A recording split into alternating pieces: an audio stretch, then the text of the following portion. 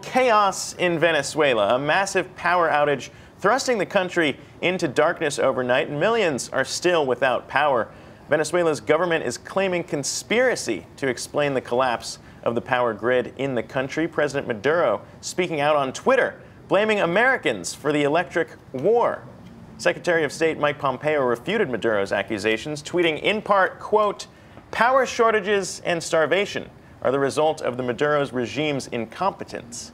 Guys, your thoughts on this? Obviously, we know Venezuela dealing with a bunch of problems right now. This one not helping in terms of Maduro's appearance in that country, but blaming the U.S.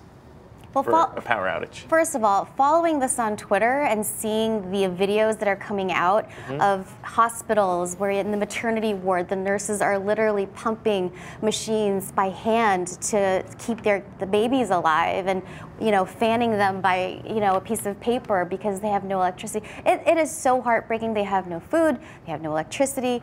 They're saying that, all of the talent that is leaving the country is also not helping their maintenance of their electricity system. I mean, it's just when you see the pictures there, it's just kind of shocking to think about. Again, just a country without power. 22 out of the 25 states have been impacted by this. That's insane. I mean, it's news in our country when you have power out in one city, but to the scale of what we're talking about here, and obviously that just kind of plays into the opposition that we've seen. Opposition leader Juan Guaido coming out and saying, take to the streets. This is another reason why you have to show that you're not going to put up with Maduro's government. Yeah, this is absolutely devastating. I think the closest thing in recent memory that I could think of here, which pales, I guess, in comparison, is the Sandy outage, where from the lower Manhattan, or from somewhere around 30th Street all the way down to lower Manhattan, you saw a blackout. Yeah. And that was rough, for people that lived in that area and worked in that area.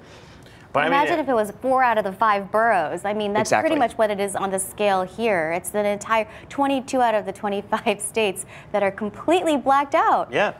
I mean, it's when you put that into context with everything else we've talked about, Maduro denying U.S. aid to enter the country, and all the medical problems that you discussed, and 3 million citizens fleeing the country, all of these things happening, you just wonder how much longer this can go on for. It's really the question. This is the second day in a row. You mean, you hope that power will be coming back on soon, but obviously with what's gone on in the country, no promises there.